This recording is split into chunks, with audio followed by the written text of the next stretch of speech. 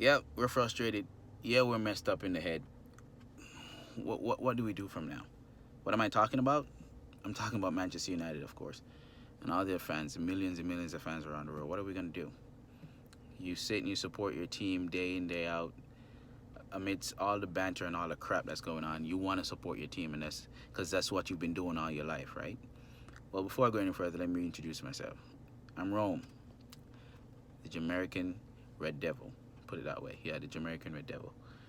What am I doing? I don't know. I'm just gonna put my views out on YouTube. I might as well. Um, you go about and you listen to other people talk. You go on your socials and you listen to others talk about Manchester United. Others talk about football, and you want to get your point of view across. And what I think, which I'm average in terms of knowledge, but I've been playing the game. I've been watching the game for a while, so you know what am I gonna do? I'm gonna put my views out there. And one of the things that you know let's forget about what happened previously. Let's talk about what we're doing now moving forward. As a Manchester United fan who lives in the United States, was born in Jamaica, raised in Jamaica, and who followed the team, who have been following the team since my head was as high as my knees right now. It hurts. It hurts a whole lot. I have to be deleting my Twitter every week.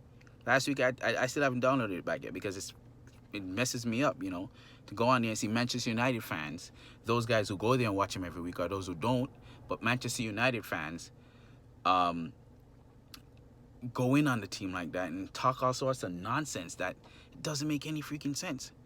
Now, before we get into the nitty-gritty of what I want to talk about, number one, there's no way Jesse Lingard should be in this team.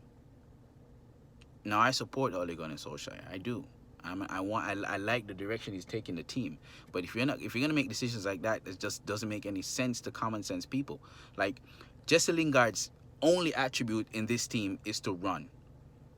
That's his only attribute. And if you have Jesse Lingard in your team to work as someone who's pressing the ball, someone who's constantly up under the other opponent's ass, then I understand. You should be playing when you're playing against Chelsea. When you're playing against Liverpool, who's going to be holding on to the ball more. When you're playing against Arsenal, who has the ball. Man City, who has the ball. And you want to retrieve it, you play him against those teams, have him run his ass off. When you go up against Crystal Palace, when you go up against Wolves, Jesse Lingard shouldn't even be on the bench.